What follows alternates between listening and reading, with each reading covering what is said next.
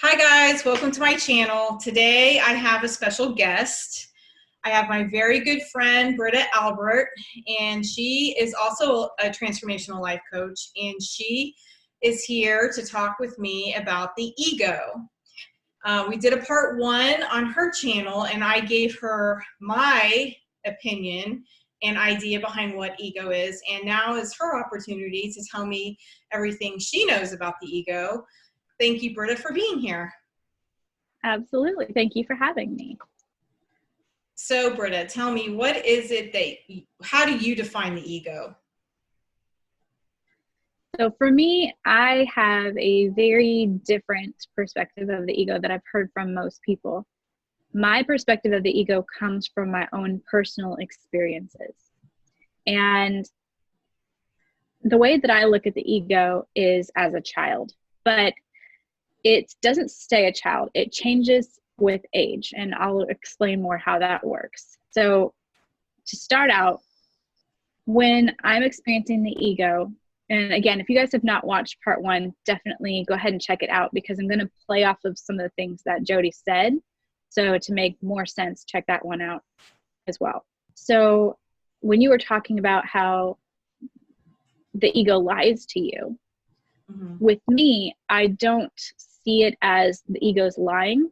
I see it as the ego truly does believe what it's telling me.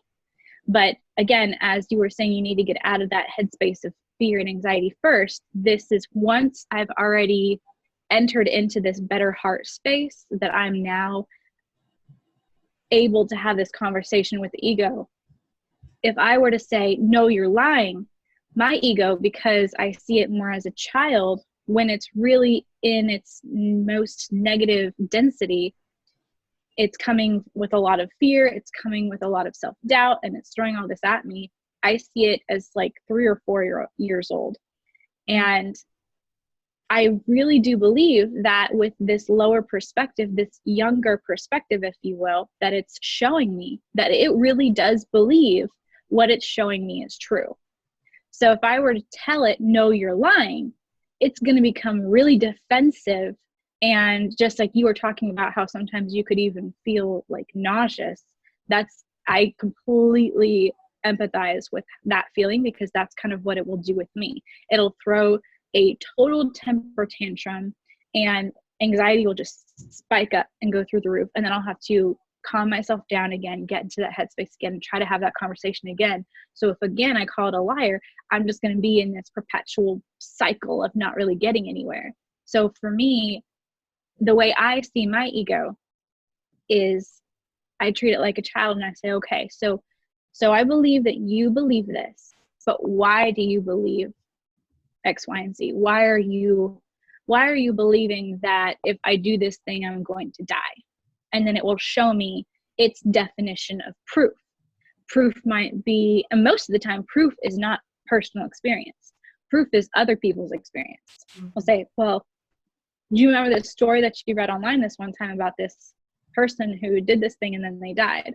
And then I will have to have a conversation with my ego from an adult's perspective, speaking to a child, to help it understand, okay, that's one story. How about the other billion people that have done that exact same thing and not one single person got hurt?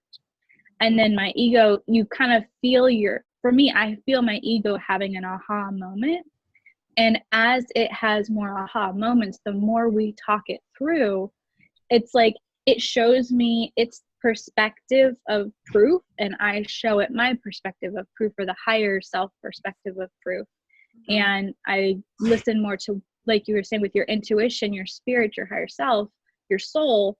It's like I'm having a conversation with that influence here that's telling me my truth, and I am then conveying it to my ego in however old my ego is. So when I say that the ego's age fluctuates for me, say it's really, really dense in fear, it's really dense in anxiety, it's really just at its worst, then it's a 3 or 4 year old.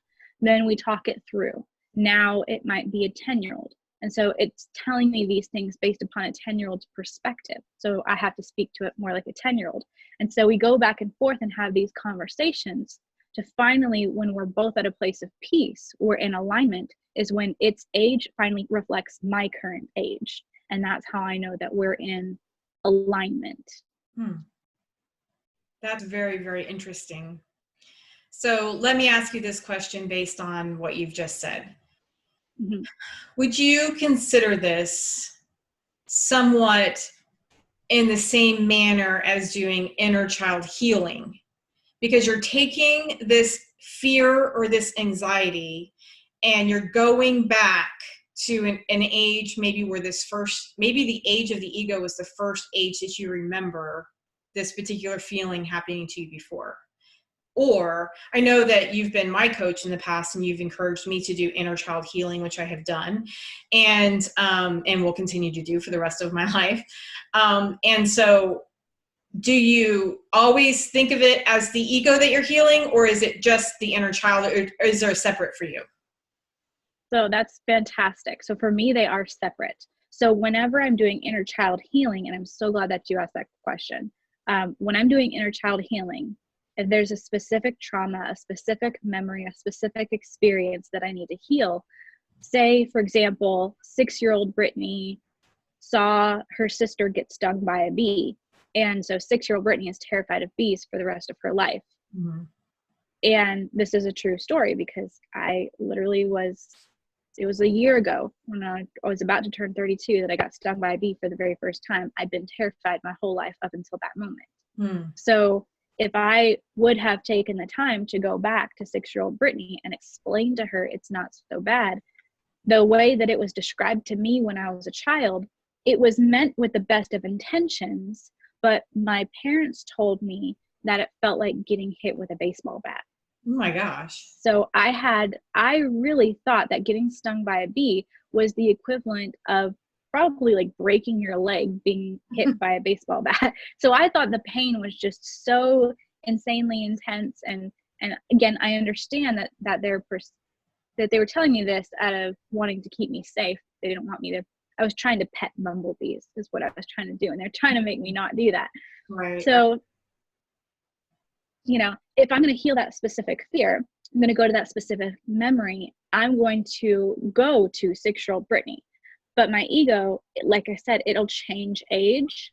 So it can help you identify, it can help me personally identify where inner child healing needs to occur at what age range based upon the maturity of my ego. But for me, they are two very different things because when I go to heal that memory, 6-year-old Brittany is perpetually 6-year-old Brittany.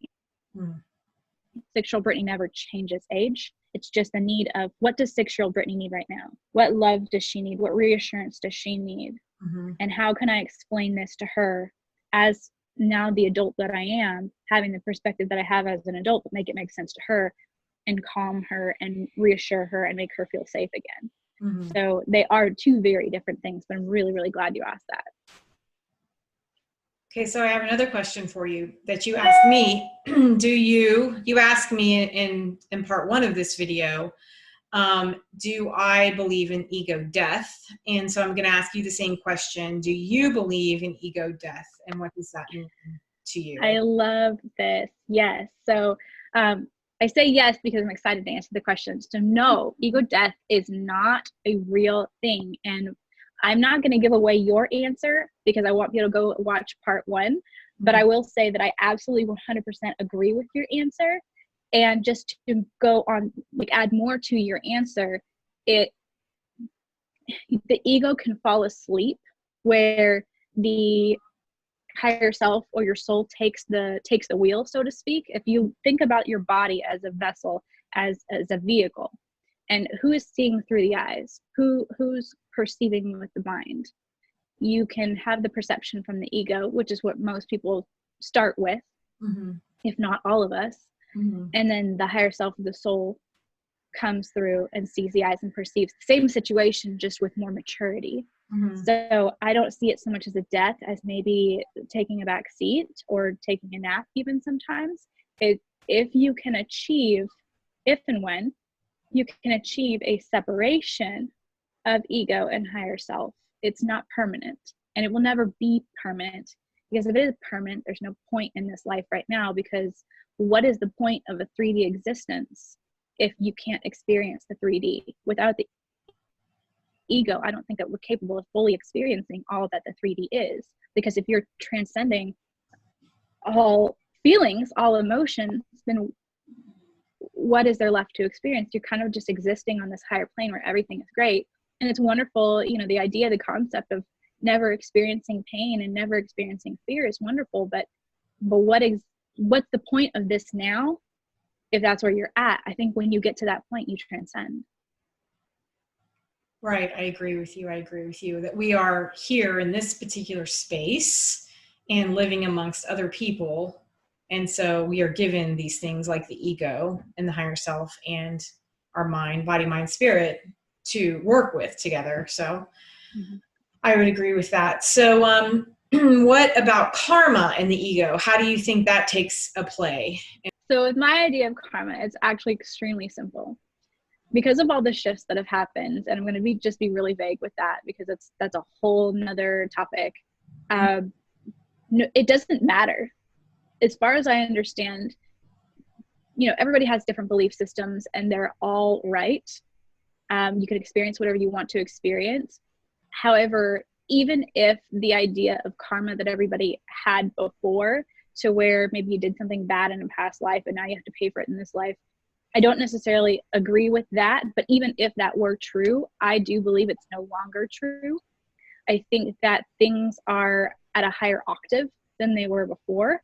And so regardless of how it's been in the past, it's no longer that way anymore. So I do not agree or believe that there's past trauma that there's past karma from past lives that come into this life that needs to be addressed or healed or impacts this life now, if that makes sense. It does make sense. I think that's pretty much covers it between the two of us, on ego and karma. We could probably talk a little bit more about that, but maybe that's another time. Yeah. And grids and lines and all the fun things that we talk about to each other. Right. So we'll have to do this again sometime. I love it. Yes, this has been so fun. Yeah, it has been. Thank you so much for coming. And you guys, thanks for being here. Make sure you hit like and subscribe, and please be sure to check out Britta Albert's channel. You will love it, I promise. Thank you, Britta. Have a great, great day. Thank you. Bye. You too. Bye.